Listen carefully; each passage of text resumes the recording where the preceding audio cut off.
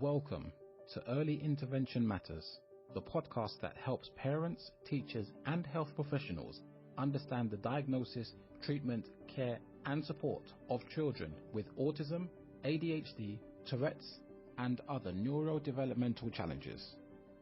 Your host, Dr. Inyang Takon, is a consultant neurodevelopment pediatrician, and she will provide insight through interviews, answering questions, and breaking down complicated topics.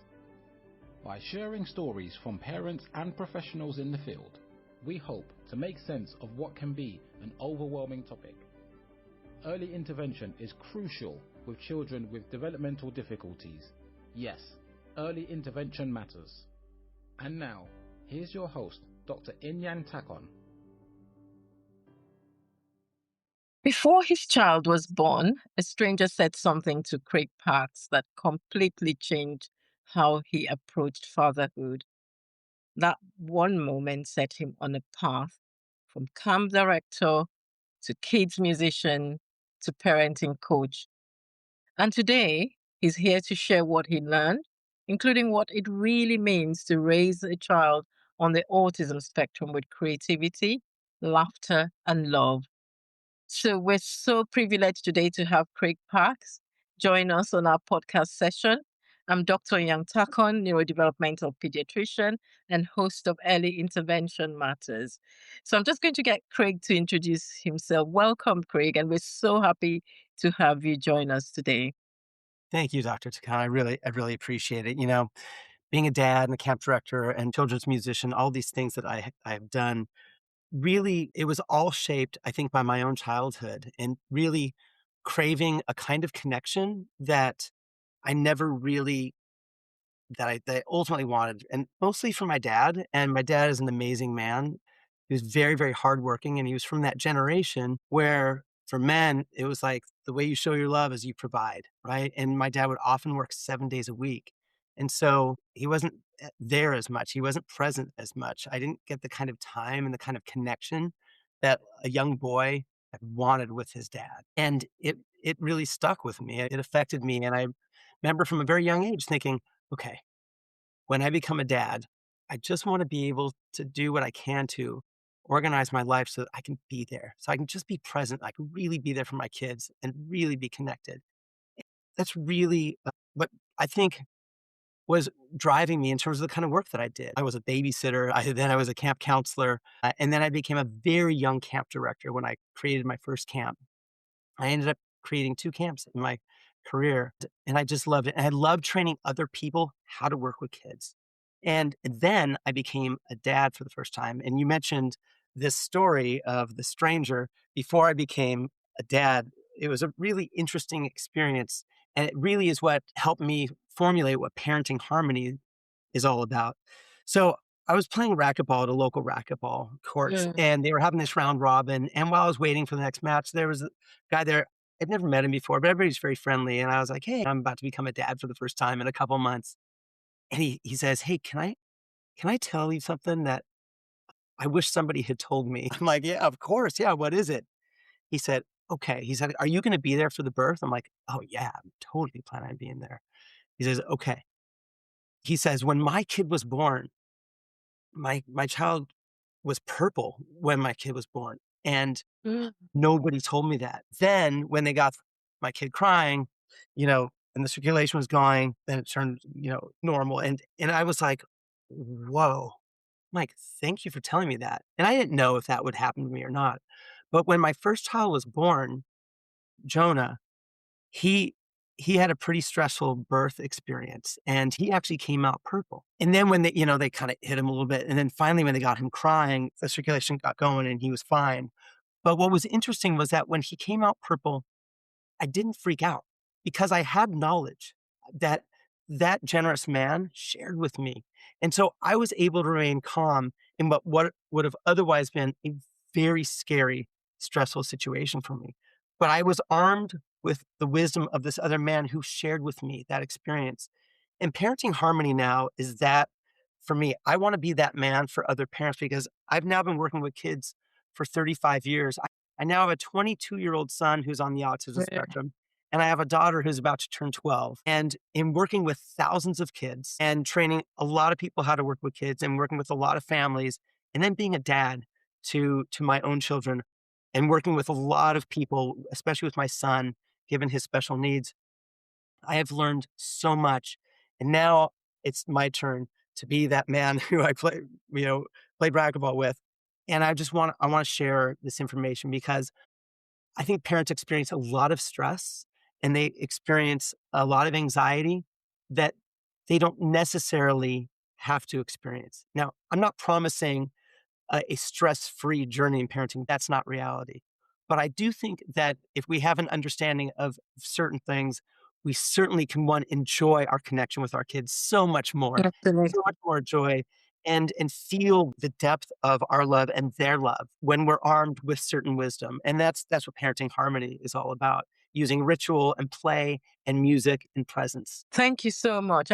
I just love that story, Craig, because it's almost like, who is this person telling me this? But then tells you something that you actually walk through and experience, and that sticks into your mind. And I think that's the beauty in that, we're all told no child comes with an instruction manual. But if you've been, surrounded by people who prepared you for that journey from their experiences and giving you words of wisdom and things that would help you navigate that process better, it's a lot because you're starting from a different level rather than crashing and not knowing how to navigate that process. And I think this is what a lot of parents face the challenges, because when they don't know where to start from, sometimes their experiences could have been negative, but they have not known how to turn it into positive.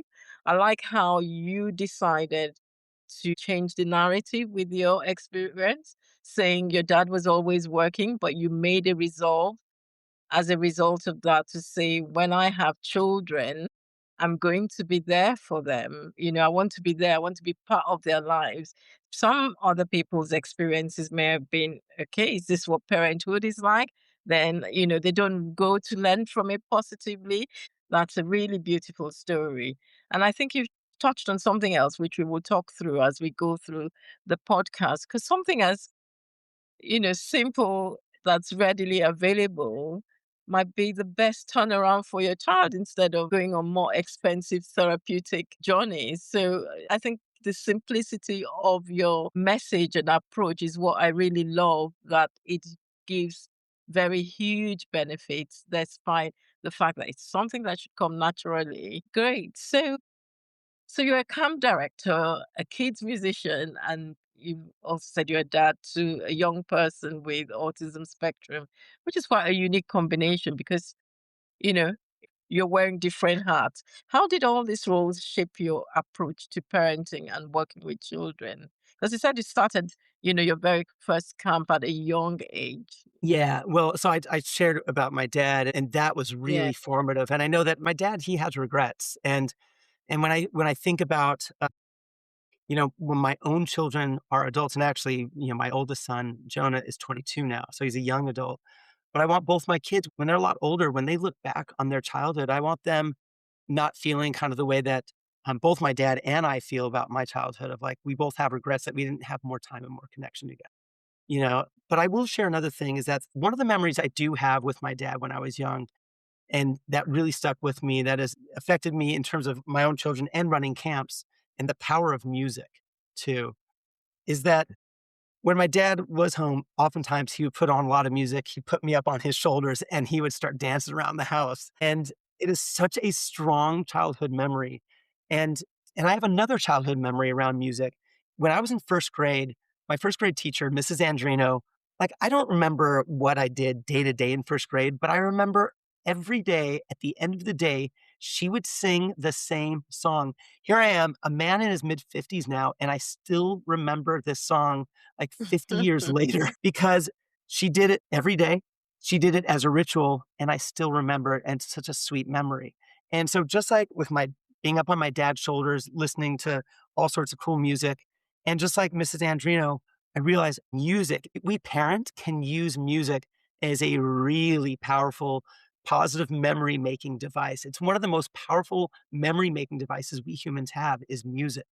And so music was a very, very important part of the camps that I ran, a very important part of my parenting with my children, and a very important part of turning kind of the everyday moments of parenting into something special instead of just, oh yeah, another thing we got to do. Wonderful. And, as you were saying that, I was just reflecting on my own self where the earlier parts of my work was so busy and my husband was, very much that person that really wanted to be there for the kids all the time and all that. I had a very busy work pattern, and sometimes I would come back. Being a doctor, you come back, you're doing crazy on calls, you're coming back really late in the night, you had this seeing the kids, and then you're going out again the next morning. And there are times I sit back and I say to myself, just like you say, you can't get those times back, and you really wish that some of that could have been changed, like you could have been there because they all grew up so quickly. But one of the moments that I really cherish, especially with my younger daughter,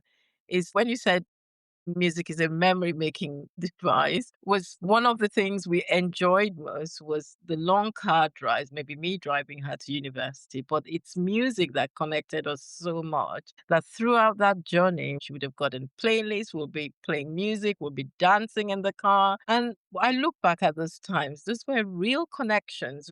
I mean, during those times she got to know my music, the what I love most, and she would play it. And if we were coming towards a stressful point, she would say, okay, I'm going to play your music, and we'll both be dancing. And what was supposed to be a very long journey becomes less stressful. But that really connected us. And it's now that you were talking about it that I thought to myself, yes, it's really a strong connection device. And sometimes we don't really harness that power as much as we should and just take advantage of what it's got to offer. So thank you for sharing that because that's really powerful. Yeah, of course. What Yeah. a special, sweet memories Yeah. that, yeah, There's something about music that every time you think about it, it brings you joy.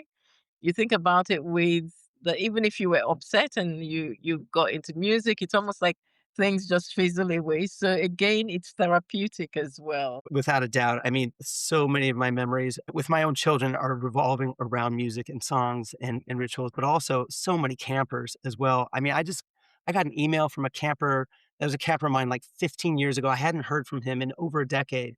And he said, Mm, Craig, I wanted to reach out because I'm starting to learn guitar. And I just thought about this song that you did at camp. That it was one of my all-time favorite songs. And he talks about the song. And it's like, I hadn't heard from this kid in like over a decade, and he's writing back to me about a particular song and about a particular joyful time in his life, yeah. right? So if parents who are listening to this understand anything, that every parent can utilize music to create super strong, positive, joyful connection and memories with their kid. Wonderful. And tell me about the camps that you ran. What was it like? What were the camps like?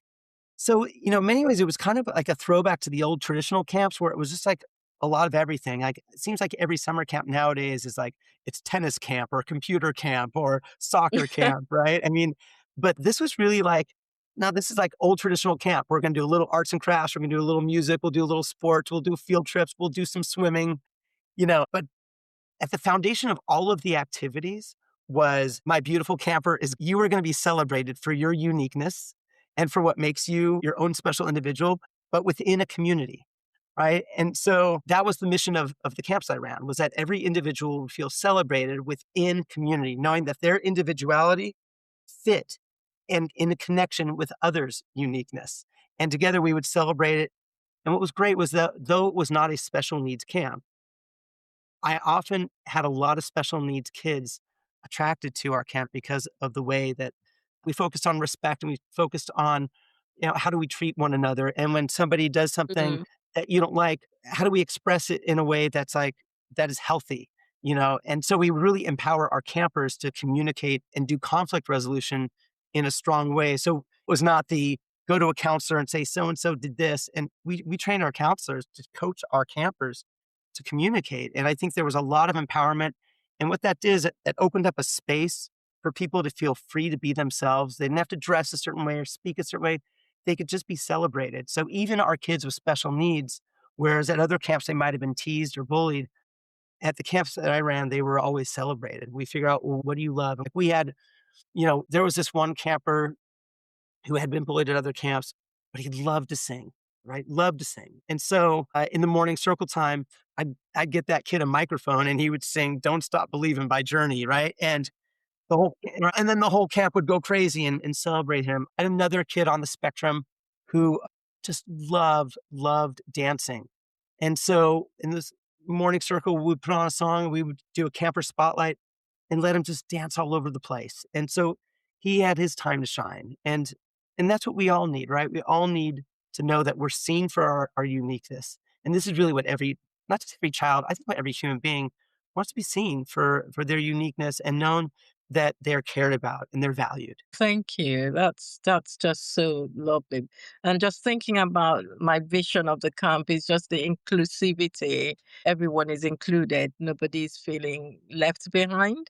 Right. And I think it is also helps neurotypical children to learn in that space about how to respect and include everyone. So it's a lot of lessons they're learning. They're enjoying things, but they're also learning about the diversity of children and seeing that everyone has a part to play in the society and the community. So it's a lot of lessons that they're also getting from the camp. So it's really beautiful. And like you said, it's different now. There's like you said, it's tennis camp, it's volleyball camp, it's things have become so restricted. And I used to enjoy the days of multi-sport camp because I used to take my children to multi-sport camp where they could do a bit of everything. And that's really sounds good. I hope it goes back to that anyway for a lot of children. And then you talked about being a kids musician. So what does that entail and what did that look like? So it's looked like a lot of things. So I've done music for like mom and tot classes for really little babies. I've done music for preschools. I've done music for summer camps, like kindergarten through sixth grade. I've also run bands for teenagers. So it's taken a lot of forms. But really what that shows, Dr. Takon, is that music, regardless of your age, whether you're a little baby, like I've seen literally like 5 months old, like light up when they hear, the strum of a guitar, right? Is that no matter what age you are, like music touches the heart and touches the soul, right? And so for me, like parenting harmony, like there's a course I have called Parenting A to E, and part of that is 14 songs that are meant for parents to use for like the everyday parts of parenting, like when you wake your kid up, when they're washing their hands, when you're sitting down to eat, when you just want to play with them, when you want to dance with them, when you're giving them a bath, when it's bedtime, all these like everyday things. If you have music that goes with it, all of a sudden those everyday mundane things become elevated and become really deeply connecting, joyful, memory making events. Oh, thank you. That's so interesting because on my way here, I stopped over to see my little godson. He absolutely loves music. And he's got this routine. He's only about 15 months. As soon as he walks in through the door, his grandparents bring him in. As soon as he comes in, he knows the music he wants. He goes and sits down, but he's only 15 months. And then he starts dancing. So he starts dancing, anticipating the music. And it's just such a beauty to watch that in his little mind, he's already tuned in to the joy. And it's just lovely how he calms down during that moment that he's so focused and so calm during that moment of music. So it just illustrates what you're talking about the parental harmony that it just goes through the whole day and such a beautiful concept. Thank you. And so tell our listeners about the parenting A to E method. What does it stand for? And how does it help parents move from stress to joy? I think many parents really need to hear this because there's Yeah. a lot of stress and anxiety out there. So what does this involve? Thank you for asking. So, parenting can be stressful. And again, I don't promise a stress free journey in parenting. That's not possible. But I do believe that we can really reduce a lot. And while we're reducing it, increase our actual level of connection and joy too. And, and so I'll just share a story with you. Our kids have to wash their hands every single day, right? Like before they eat, after they go to the bathroom. And it is so easy to get tired of saying, okay, go wash your hands. And so I ended up writing a very simple hand washing song. And it became a really fun thing for us. It became really connecting. And now something that was stressful, like nagging them to wash their hands or doing something they didn't want, now becomes a really connecting thing. And you can hear them singing it from the bathroom, rub, rub, rub, rub, rub. And if you're in there with them and you're like dancing, you're being really silly, all of a sudden, hand washing, like they look forward to it, right? And so what I'm demonstrating here is my affect both with my body. So affect refers to the physical manifestations of how we use our physical body and the affect of our voice. And so take like, you saw like rub, rub, rub. So the way I'm using my shoulders is playful, right? The way I'm demonstrating with my hands and with my fingers, right? And then with my voice, you're a rub, rub, rub. I can go lower, I can go higher. And when you do these things with little children, all of a sudden they pop up and they notice and there's a connection there. So parenting A to E is all about how do we effectively use what we have in this world, which is our bodies and our voices, to maximize the E, which is the effectiveness of our connection, which is we want love and we want trust and we want joy. And so if we understand how to use our bodies and our voices to maximize connection, then our parenting journey and our children's experience of their connection with us becomes infinitely sweeter and more joyful. That's wonderful. When you describe it, someone say, "Is that what you're using, calming the child down?" But what happens normally is that parents get more stressed.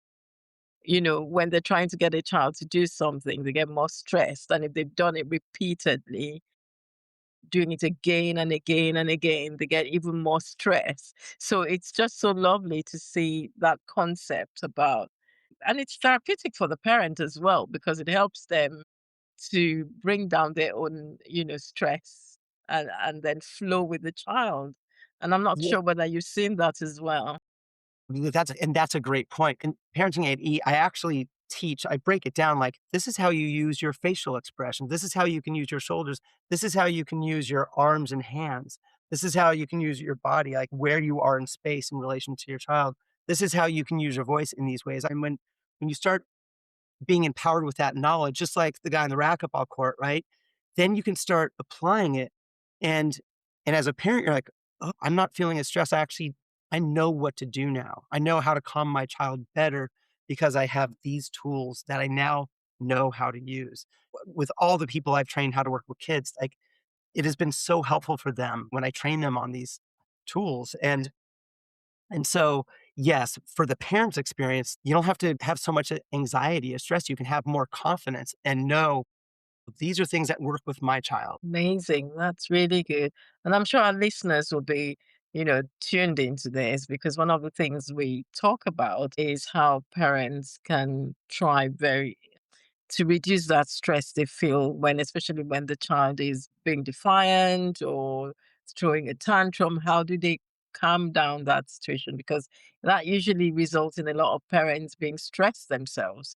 So to see that there is a method that they can learn and in just using a combination of their physical postures and their voice to diffuse the situation, it's really good. Thank you. So just coming again to music and neurodiversity. So you've told us that you are a parent raising a young person with autism spectrum. And how has music played a part in your family? Is it just for entertainment? Can you talk us through the ways in which you've used music to help with raising your own child? Yeah, so it goes well beyond entertainment, although they may be entertained, which is like bonus, right? But really at the heart of it is music is an access point for connection. When Jonah was diagnosed as being at risk for autism when he was like really young, like 17, 18 months old, he had no words. And when we heard that as a dad, I was in so much fear. I was thinking, oh my God, I may never hear my own child say the word daddy. I may never hear my own child say, I love you, And so one thing I did, I sang a lot and I played a lot of music for Jonah. Like every day I was playing music. And one thing that's interesting was that my son was actually singing before he was talking. And I remember him being in his crib, like standing up and hearing, "Hmm, hmm, hmm, hmm, hmm, hmm, hmm." And I'm like, that's a melody. That's a melody. And so instantly I knew that, like, okay, there's a connection right there. Jonah eventually, he's now verbal. He started speaking before he turned 3. And right around that time, he got his first drum set, just a little drum set. And Dr. Takon, this was amazing. This little boy sits down at this little drum set and he's like, boom, pop, doom, doom, pop, doom. Wow. He was playing an actual beat. And I was like, wow, this is crazy. Wow. Yeah, and so it turns out that my son is really, really good at drums. And I mean, there's actually a YouTube video of him when he was 6 years old where I brought in some of the teenagers I was playing music with, and he was playing songs by The Who and Keith Moon on drums, right? And here's a 6-year-old just crushing it. He'd never had a lesson in his life at that point. It's just in him, right? And so for Jonah and I, we would play music a lot together. And then when he was a camper at the camp that I ran, and the first time he performed live was at the camp. And right now he's 22 and we're actually in a band together. And so Oh my music, God. yeah, That's he's amazing. yeah. So for us, it's been such a deep, deep point of joy and connection. My son never graduated high school. He never will. He'll never go to college. He's not academically adept in that way at all, but he's got a soaring spirit. He's got his love of and his knowledge of music. He loves skateboarding and he also DJs. And so he Wow. DJs parties and he's a drummer in one of my bands. And he Uh, started his own business teaching skateboarding to kids. Growing up at the camps I was talking about, he saw all of these beautiful young people who are counselors treating all the campers with so much enthusiasm and joy and positive energy that he's now that way with all of his students that he teaches skateboarding to. So, will he ever have a college degree? No, but he brings music and he brings confidence to children. He's contributing to the world in such a beautiful way. And Beautiful. yeah, Beautiful. Oh, that's amazing. That's such an amazing story. And again, just to, say at this point that one of the worries that families usually have is I think it's the way our society has kind of structured schooling and education and academic education, going to college, the traditional ways as if you haven't done that, then you are not fulfilled. No, no, no.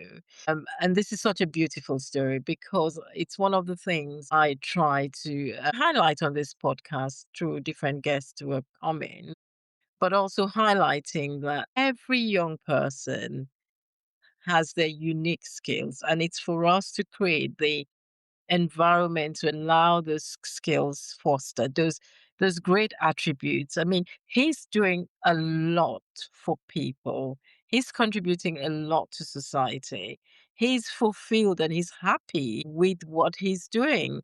There are many young people who are in school, may have a degree, but they're unhappy because some of them have not been able to fulfill those inner strengths and things that they really find joy in. So it's just as parents, it's such a beautiful story to hear how he was nonverbal and music was something that he had a connection with from very early on. And you were able to nurture that connection. And look at what he's doing now. It's such a beautiful story. And you must be very proud of him, Craig. I gotta tell I don't take any of these moments for granted. When I rehearse with him each week with the band, I just look over at him and the 22 years of history, it's all Mm, with me, right? And I think about that time when I didn't know if he would ever even have any words, and here I am like, playing music for me is one of my life's greatest joys. Getting to do it with him and knowing it's one of his greatest joys, we do it together, it is such a deeply spiritual and joyful and satisfying experience. And look, whether parents out there are musicians or not, what I want them to know is that they can sing with their kids, they can dance with their kids, and that music is a really, really important part of bringing up our children. And that's why I offered these songs in my ADE course as well. It's amazing. Do you see lots of parents where music has helped them with that form of communication? Parents who come on your course and to help Yeah. them as, Oh, yeah, yeah, without a doubt. Parents will tell me, like, even with the hand washing song, right? They're like, "Oh my god, I'll hear my kids singing that song while they're washing their hands," right? Where it used to be a struggle. Or like singing a lullaby now, all of a sudden, bedtime isn't as much a struggle because of, like, the bedtime rituals that I that I teach. When they do all those bedtime rituals, bedtime is no longer a struggle. Part of it is the music, right? And certainly the touch and the snuggling, and so, absolutely. I mean, it's really very, very I keep coming to the fact that as a pediatrician, you get lots of consultations for things like the dysregulation, the behavioral challenges, the poor sleep. But to think that just applying something like music to help you through those challenges could just be something that helps your child without having to go through more rigorous therapeutic interventions, because sometimes the children are challenged when they go for those sessions. Some of them might not want to engage, and they might be overwhelmed even in those situations where people are trying to engage with them. So something that parents can deliver themselves within the family setting, it's really good. So, and just talking about parenting, what's your approach when parents join your course? How do you go through things with them, and how do you help them to start taking that leap of having a different approach to things? so the digital course I have is, like, it's kind of all inclusive. It's all there in very short videos and PDFs, and it's very easy to follow. And I will just share this because, we've talked about the stress, and I'll just say, it's like, the very first thing that I teach parents is that the priority in being a great parent is first taking care of our own well-being. I mean, Yeah, where we get stressed is where we believe that we're giving and giving, giving, giving all the time, but to the detriment yeah, of our own well-being, right? Like, we're not sleeping, we're not eating well, we're not exercising, we're not even talking to friends anymore, we're not listening to music that we loved, and we're not serving our children when we get to that level of stress and anxiety.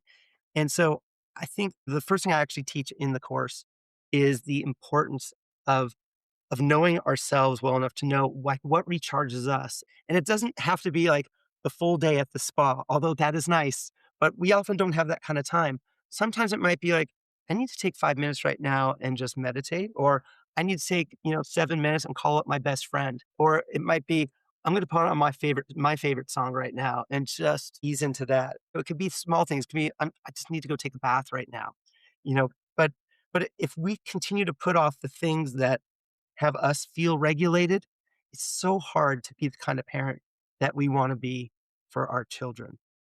So that's the starting point. And I think that if parents actually understand that, because oftentimes, right, us parents were like, well, that's selfish. I can't do that.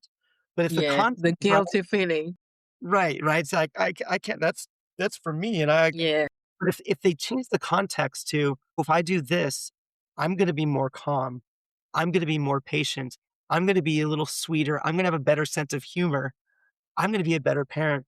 Then it's no longer I'm selfish. Actually, it's really, really good for your child. And so that's where yeah, we start. And as parents, like, the first module of parenting ADE is actually teaching the affect of how to use your entire body and your voice. The second module are these 14 songs that they can use in everyday life, right? Waking your kid up and eating and bedtime and bath time and washing hands.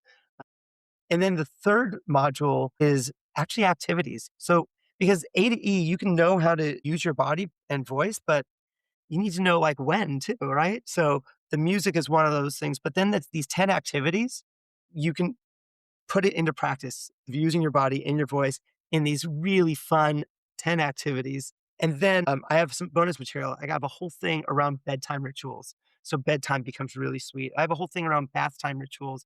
And then I have a piece. Dr. Takon, you mentioned earlier how fast it goes, right? They grow up before we know it. I wrote a piece of prose this, about the rocking chair. I call it the glider. And when I had to get rid of the glider that I had like rocked both my children on, it was so emotional for me. Like I didn't want to get rid of this glider. And so I wrote a piece of prose from the perspective of the glider. The glider was the narrator in this piece of prose. And when people have read it, it's brought them to tears. And really, the point of that prose is to get all of us parents present to what you talked about earlier. And that is, time goes fast. So let's be present to it. If we're like always anxious and we're thinking about what's going to go on in the future, or Yeah. we're always regretting the past, we're not being present with our kids. And that's what our children and we deserve and need more than anything is not perfection. We will never be perfect, Yeah. right? But we need to be present, just present with our kids. So beautiful. And it's a reminder. I think that I love the teaching or encouraging people to just take that step back and have some time for themselves. One of the things I see a lot is parental guilt. They feel, is it because I was doing this? That's why I can't do this. I can't afford to take this time. And they're stressed. You can see parents who are almost crashing out, but still can't take that 5 minutes away or do something. Sometimes you ask, when was the last time they'd ever done something for themselves? And there's a whole guilty feeling that a lot of parents carry around. But again, it wears on the body. It really does wear on the body. It wears on their health. And it's a reminder for parents that we want to be there for our kids. And so we owe ourselves that service to actually be well. And being well is small steps every day, you know, making aside that little 5, 10, 15 minutes, that protected time for yourself to just calm down and decompress. If you have other kids as well, one of the things that happen is sometimes the siblings are forgotten. So you don't really enjoy the family life with your other children. I think it's really good because you cannot pour from an empty cup. You have to be charged to be able to get there. And we say it in our daily lives. When I'm tired and exhausted from work, and just at that point where any little thing could just cause you to be upset. And whereas if you are relaxed and gone on a walk, you come back, you feel more relaxed, you've just watched a nice movie, you're operating from a completely different space. So we'd like to just encourage parents today, please do take that little time to just look after yourself and because again the children pick up on it. Your child who has a way of picking up on your stresses, they can, if you don't, without you saying it, they can feel the tension around you, and that affects them as well. What does fun and play without screens? Today we've got lots of people glued to the screens, and we are having many more things that drives us to the screens, and children are fixed on the screen. Sometimes, in the clinics, the only way children calm down is by being given a screen by their parents, and that's when they calm down. So, what does fun and play without screens or without spending a fortune actually look like in practice for busy, tired parents? Because we will have a lot of parents with very busy lives. Yeah. So it can look like a million different things, to be honest. So I'll give you just a couple of examples. Like one, I think I might have already mentioned one, a dance party, right? Like get your body moving, get their body moving, put on, their favorite song, put on your favorite song and just dance. Like that's what it could look like. It doesn't have to be complicated. Here's something that happened just last weekend. I told you I live in San Diego. So we're by the beach. I went to the beach, with my daughter and she was just laying down and I started like drawing letters on her back. I'm like, guess what letter? Guess what letter I'm drawing? Right. It was this, and then I started doing words and then we started doing sentences and she was loving it. Such a simple thing, right? There's another thing that you could do where just finish each other's sentences, make a game of that, right? Like, oh, I'm so hungry I could eat up, and then it's like whatever it is, like, there are so many things we could do with language, Mm, we could do with art in the most simplest ways. We don't have to be on screens. And I'm not like I'm not anti-technology, I'm not yeah, anti-screens, but I think that if the only thing we're doing is looking at screens together, we're missing out on some really beautiful until deep connection. Yeah, and so I actually have a book called, the Parks Party Central Screen-Free Activity Book. It's got 25 super fun activities that parents can mm, do with their kids, and it's such a blast, and these are all activities I actually did with my daughter. In fact, when you get the book, you can actually click a link, and you'll actually see from the show that my daughter and I did together during the pandemic, us doing these 25 activities. So you can see, like, they're silly, they're fun, and they cost, like, no money. It's just a matter of just having a great time together. oh, well, so lovely. And again, you hosted a weekly show called Party Central, which you've just referred to. What was the show about, and what did you learn from that experience? And you already told us a bit of it now. That Yeah, sounded yeah. like great fun. So, what was the show about? So so early in the pandemic, I fell into a kind of a depressive funk, and I was like, "Oh my god, I'm so used to being around kids and being around people." And I turned to my daughter at the time, and she was 5 when the pandemic. She's about to turn 12 now. So she was 5 at the time, and I turned to her, I said, "Hey, Nishama, would you like to do a show with me?" And she was like, "Yeah." And so we came up with Party Central, and what it was a family variety show. It included comedy and music and interactive games. So it was on Facebook Live. So when people would show up live with us, we would have certain games that we would do with them interactively. So there was always music, there were songs and there were activities that parents could do with their own kids too. And it was a blast. We ended up in that first year of the pandemic, we did 50 episodes out of those 52 Wow. weeks.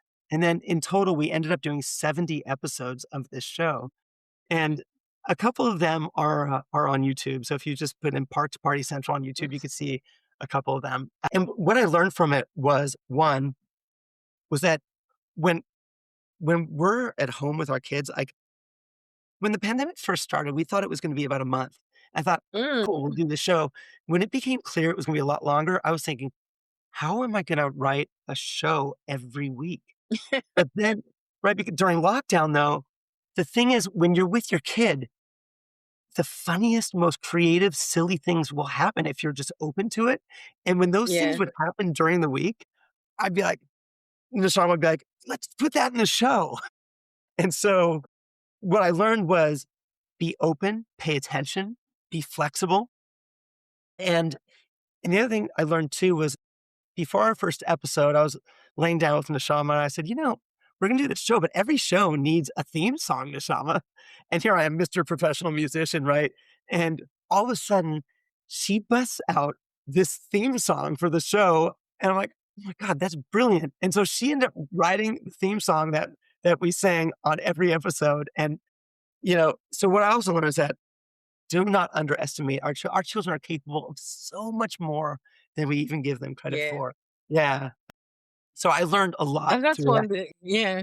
Yeah. And I said, no, the pandemic did provide us that opportunity to actually connect with our kids because I think before the pandemic, lots of people were just running around and going with the day's job and just doing the routine. It actually allowed me because you were going nowhere. You were well, I had to go to work, but there were few people outside. So you came back home and you were with your kids and you were actually hearing them, learning from them and hearing about their perspectives. So like you said, you would find out things that young people, you never that crossed your radar.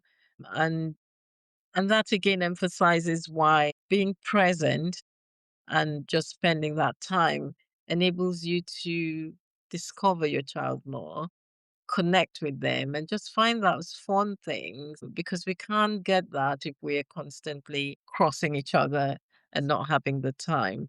So that's one great lesson from what you've shared as well. So, from your experience handling and training hundreds of people to work with children, what do you think professionals and parents sometimes get wrong in the early years?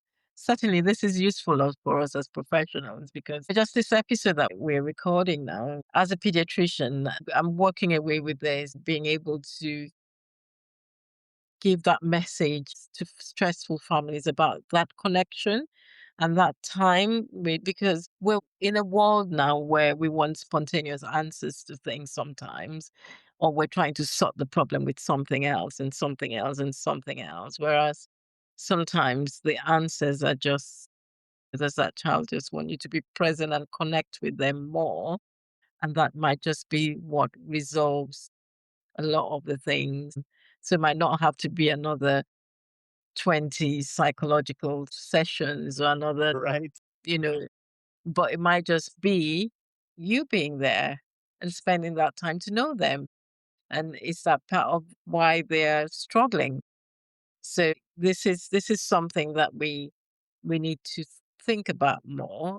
And that's my take home as a professional. So it would be good to hear from you. What do you think? What do you wish professionals knew in the early years? Really think that oftentimes we probably ask the wrong kinds of questions. Like, how do we get our kids to listen? How do we get them to behave, right? As if we can train them like dogs.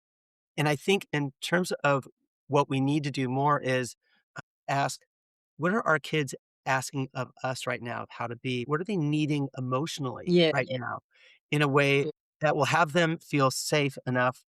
Because I mean, it's very cliche, right? But all behavior is communication. But I really do believe that. And there's these certain phrases in the parenting expert world, right? If they're not giving us a hard time, they're having a hard time. And I think they're useful phrases. But I really think that if we understand that if we can, and you talked about this earlier, Dr. Takon, like that our children can sense our energy, they can sense our stress when we're not in a good place, right? And our children regulate, especially young children, they co-regulate off of us and our yeah, energy, right?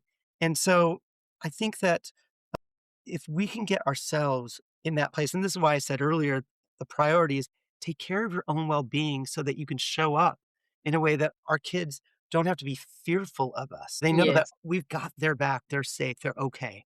And so that's the main thing is what do they need emotionally right now in this moment? And presence, I think just being present is the most important thing. I think when any human being feels understood, and not always then that does not mean agreed with, right?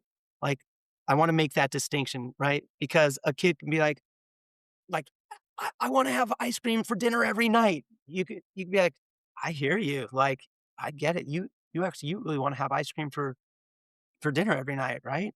They're like, "Yeah." Like, if they just know you heard them instead of instantly going to, "No, no, no, no, no," but instead of, like, just getting them for a second, like, "I get that. Yeah, it's sweet, it's tasty, it's delicious." You know? And then you're like, "And it's not really doable because of this, but doesn't mean we can't have ice cream another time." But, it's like, can we just get them? Can we d like, if we're just correcting them all the time and we're not connecting with them, my whole thing is about connection when it comes down to it, is connection, connection, connection. And I will tell you, my 22-year-old son now, he posted on social media, but he tells me this in person too, that, like, he's so grateful for the love and for the mentorship and for the humor and for the music and for the dad that I have been to him, right? Here he is, he's on the autism spectrum and he's expressing himself this way, right? My daughter, like, in the middle of the night, if she wakes up, she comes to me, and it's because I'm a safe place for her, right? And so mm, it is always about the connection. And if we as parents are paying attention to what's going on with our kids, we can figure out like, okay, yeah, what lights them up? What triggers them? What yeah, makes them upset? And what can we do to support them? And what can we do so that they know that we believe in them, that they're yeah, resilient, that, if they fall down, we don't have to pick them up. We know that they can pick themselves up. Like we're there yeah, cheering them on. We want our kids to be resilient. We're not here to like keep our kids from facing struggles. Like we want them to face struggles and know that they can get through them. So when yeah, we are their biggest cheerleaders, we believe in them and we support them. I think that's it. So not how do we shape their behavior so they can behave Yes. how we want them to behave. Like you said, we're not training dogs. Right. Yeah. We're How training people with emotions and, you yeah. know, So, yeah. where's their sense of justice? Where's their sense of truth? Like, all these things, what are they curious about? And when we look at them with curiosity and with love, I think that's the big difference rather than how do we shape their behavior. And I think that, again, professionals in other sectors like schools, it always breaks my heart once I hear that a young child has been excluded from school because he's not conforming. And then you see that same child in the clinic and you're hearing from the child, and the child is talking to you and telling you what made him feel that way and get to the point of being upset and distressed. And you can see that there were actually reasons why he felt that way and felt frustrated. He wasn't listened to. But you get comments like his behavior needs to be right and all that. But people haven't looked at what led to that action. We all need to ask the right questions. And I think that's one key thing is what led to this? What was the reason? Who is your child? What makes them get to that point that they're reacting? And then we can begin to work in ways in which we can help them to communicate that in a safe way and a trusting way, knowing that they're being listened to, not being judged. And what would you say for families? Lots of families are receiving a diagnosis for their child. Sometimes they feel really despondent at the time that being given the diagnosis. I've had to do that a couple of times this week, giving a diagnosis to someone I've just assessed. And it's a big thing. It's a big thing for the families because it's an emotion that families are going through and people respond to that in different ways. But what's the one piece of wisdom you'd offer from both your professional and personal experience? Somebody who lived through it myself, I'll tell you both my personal and professional opinion there, because I also ran support groups for families who had kids with special needs. And the first thing, right when you get that diagnosis, I'd say just have grace for yourself. Let yourself go, like acknowledge all those feelings. Like just be real with yourself.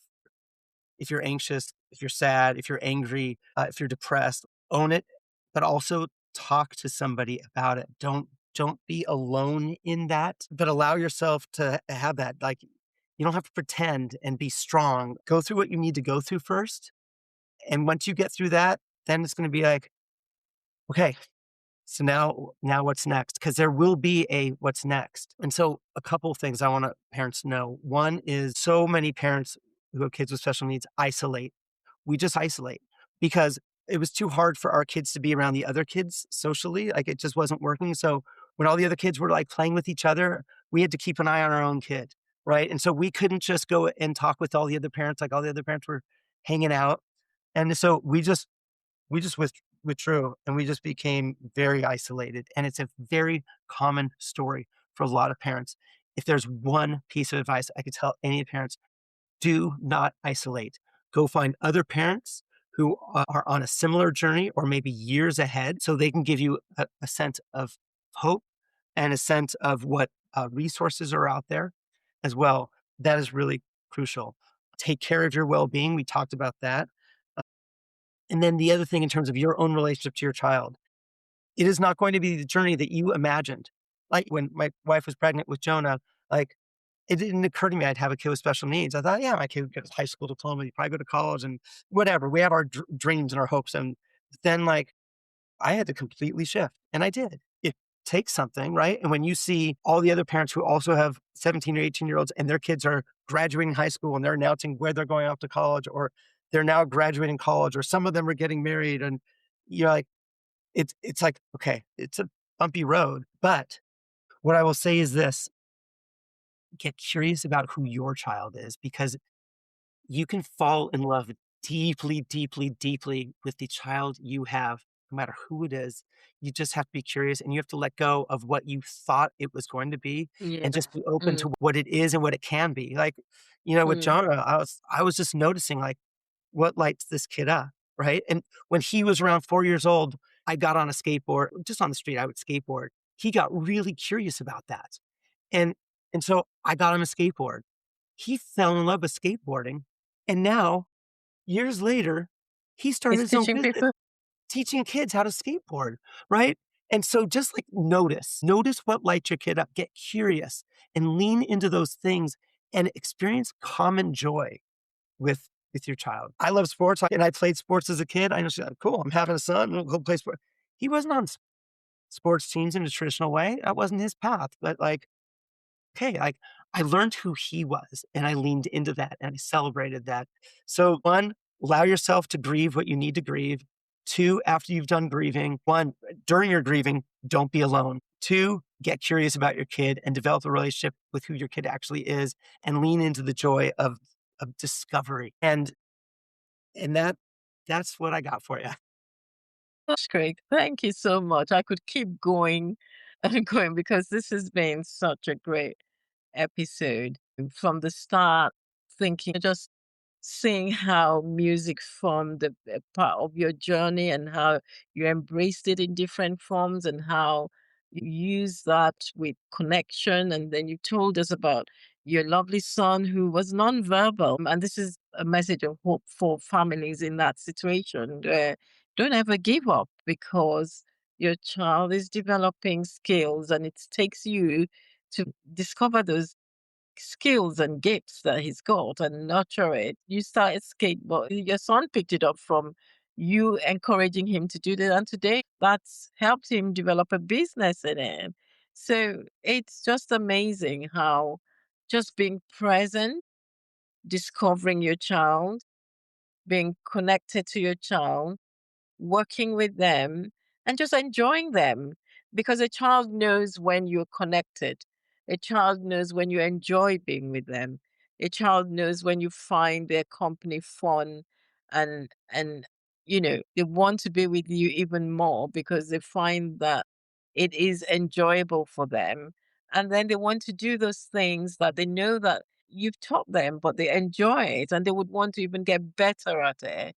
So it is just a beautiful story. And also teaching us how to just use simple methods in just helping these periods of dysregulation and with stressful periods, just using simple methods to walk through the situation.